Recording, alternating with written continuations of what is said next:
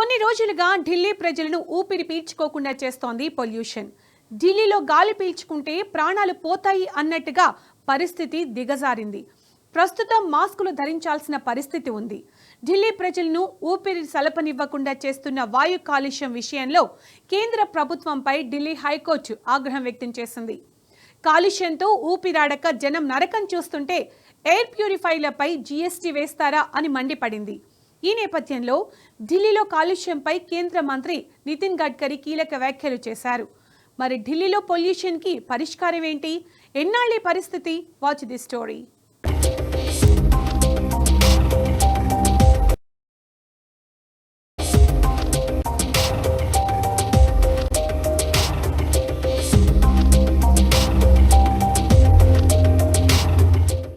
ఢిల్లీలో వాయు పోయింది. ప్రతిరోజు గాలి నాణ్యత అంతకంతకు పడిపోతుండడం ఆందోళనకర పరిస్థితులకు దారితీస్తోంది. ఇప్పటికే కాలుష్య నివారణకు ప్రభుత్వం పలు చర్యలు తీసుకున్నా ఫలితం ఆశించినంతగా కనిపించడం లేదు. దీంతో ప్రభుత్వం సరైన చర్యలు తీసుకోవడం లేదని ఆరోపిస్తూ ఢిల్లీ వాసులు ఆందోళనకు దిగారు. అమల్లోకి గ్రాప్ 3 యాక్షన్ ప్లాన్ వచ్చినా ఈ సమస్యకు శాశ్వత పరిష్కారం ఉండదా అంటూ ఆందోళన చెందుతున్నారు ఢిల్లీ ప్రజలు.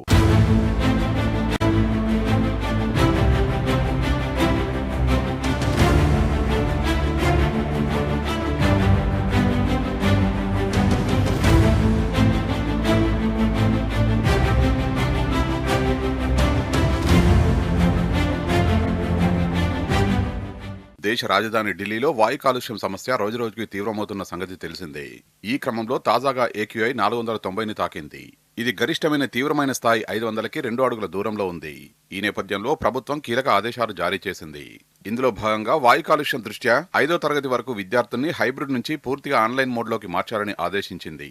ఢిల్లీలోని అన్ని ప్రభుత్వ సహాయక అన్ఎయిడెడ్ ప్రైవేట్ స్కూళ్లలో నర్సరీ నుంచి 5వ తరగతి వరకు విద్యార్థులకు ఆన్లైన్లోనే తరగతులు నిర్వహించాలని డైరెక్టరేట్ ఆఫ్ ఎడ్యుకేషనల్ సర్క్యులర్ జారీ చేసింది.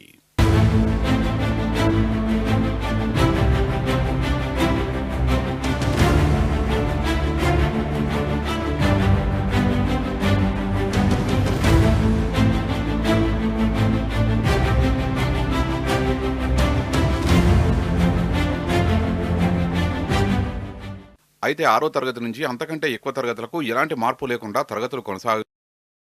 ఢిల్లీలో గాలి కాలుష్యం ప్రమాదకరమైన స్థాయిలో ఉందని కేంద్ర కాలుష్య నియంత్రణ మండలి వెల్లడిస్తోంది. బయటకు రావాలంటే ఖచ్చితంగా మాస్క్ ధరించాలని అంటున్నారు.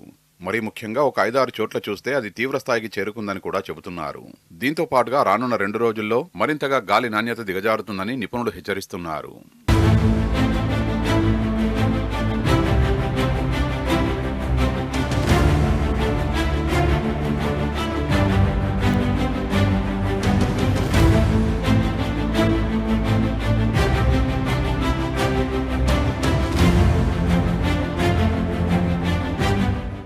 రెండు 2022-2024 మధ్యకాలంలో ఢిల్లీలో 2 లక్షలకు పైగా తీవ్రమైన శ్వాసకోశ అనారోగ్యం సంబంధిత అత్యవసర కేసులు నమోదయ్యాయి. ఈ 2 సంవత్సరాల కాలంలో లక్షల మంది ప్రజలు ఆసుపత్రుల్లో చేరాల్సిన అవసరం ఏర్పడింది. దీనికి వాయు కాలుష్యమే ప్రధాన కారణమని వైద్యాధికారులు భావిస్తున్నారు. ప్రభుత్వం అందించిన డేటా వాయు కాలుష్య పరిస్థితికి సాక్ష్యంగా నిలుస్తోంది.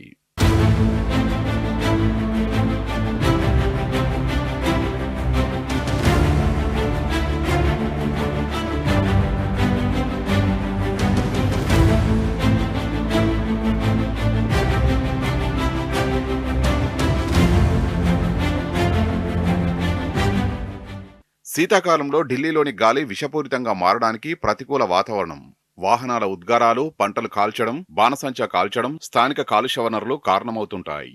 ఢిల్లీలోని కలుషిత గాలిని పీల్చడం వల్ల తీవ్రమైన ఆరోగ్య ప్రభావాలు ఉంటాయని వైద్యులు హెచ్చరిస్తున్నారు. ఎక్కువసేపు కాలుష్యానికి గురైతే ఆస్తమా, బ్రాంకైటిస్ వంటి శ్వాసకోశ వ్యాధులు తీవ్రమవుతాయని, అంతేకాకుండా గుండె జబ్బుల ప్రమాదాన్ని పెంచుతాయని డాక్టర్లు వార్నింగ్ ఇస్తున్నారు.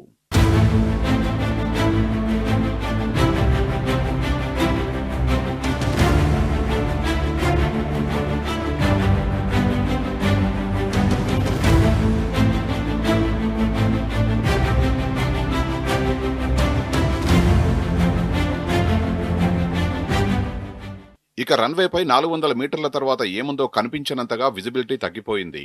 దీని కారణంగా విమానాల టేకాఫ్, ల్యాండింగ్ చాలా కష్టంగా మారింది. దీంతో మీరు ప్రయాణించబోయే విమానాల రాకపోకలకు సంబంధించిన తాజా సమాచారాన్ని సంబంధిత ఎయిర్లైన్స్ నుంచి ఎప్పటికప్పుడు తెలుసుకోవాలని ఢిల్లీ అంతర్జాతీయ విమానాశ్రయం గురువారం తన ఎక్స్ ఖాతా ద్వారా ప్రయాణికులకు సూచించింది. పలు రైళ్ల రాకపోకలపైన పొగమంచు వాయు కాలుష్యం ప్రభావం పడింది.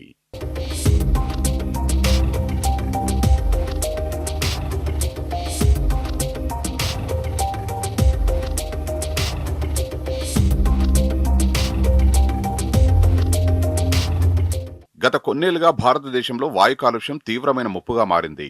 ముఖ్యంగా దేశంలో నివసిస్తున్న వారిలో ఎక్కువ మంది మెజారిటీ కాలుష్యమైన గాలిని పీలుస్తున్నారు. దీంతో వారి ఆయుష్ కూడా తగ్గుతోంది.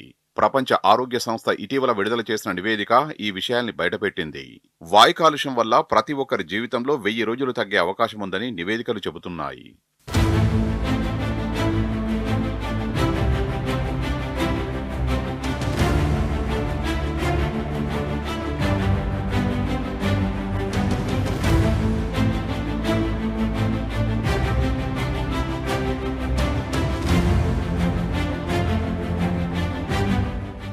వాయు కాలుష్యంతో అనేక రకాల శ్వాసకోశ సమస్యలు, క్యాన్సర్ వంటి వ్యాధులు పెరుగుతున్నాయి.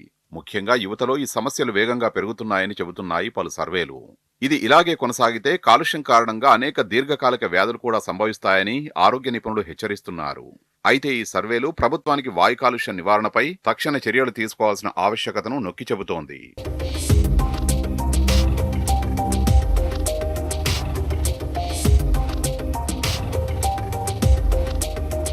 ఈ ఆరోగ్య సంక్షోభం ఢిల్లీకే పరిమితం కాదు.